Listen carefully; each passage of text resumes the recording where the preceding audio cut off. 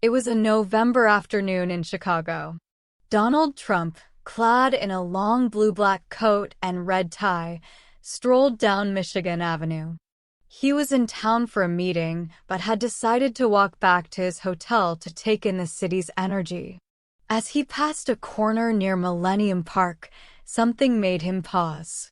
On the sidewalk, sitting hunched against a building, was a woman. Her clothes were old and tattered, and her hands trembled as she held a cardboard sign that read, "Veteran in Need. Please help." Trump stopped in his tracks, ignoring the bustling crowd around him. He was struck by the woman's weary eyes. He approached her slowly, drawing curious glances from passers-by. "Ma'am," Trump said, "what's your name?" The woman looked up, startled.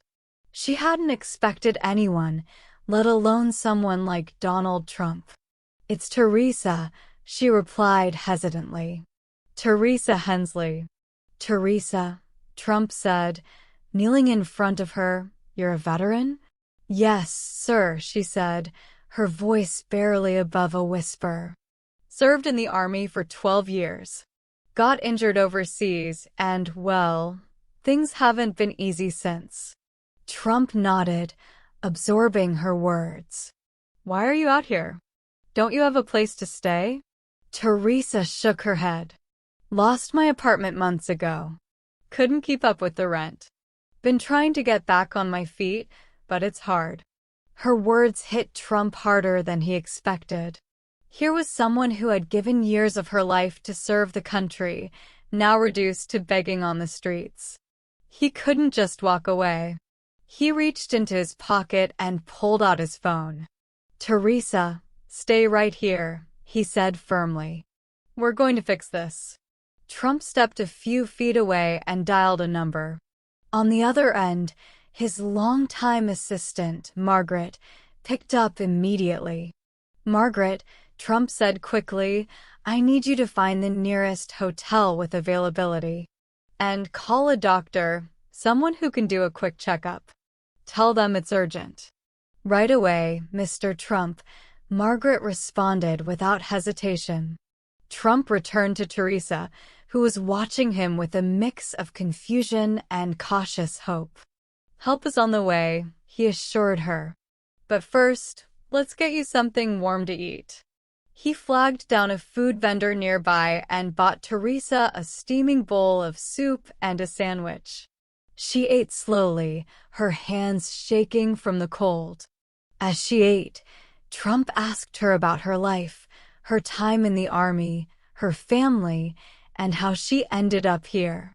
Teresa told him about her deployments, the friends she had lost, and the injury that had ended her career. She spoke of how the transition to civilian life had been tougher than she had imagined. Minutes later, a sleek black SUV pulled up to the curb.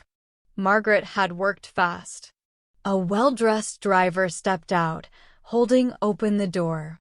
"Teresa," Trump said gently, helping her to her feet, "this is for you. We're taking you somewhere safe." Teresa hesitated.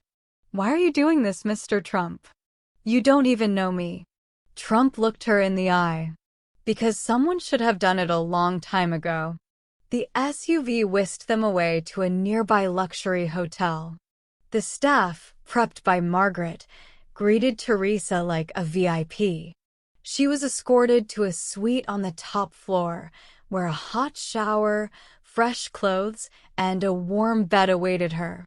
A doctor arrived soon after to examine Teresa, providing medicine for her ailments and advice on how to regain her health. Trump stayed nearby, making sure everything was handled smoothly.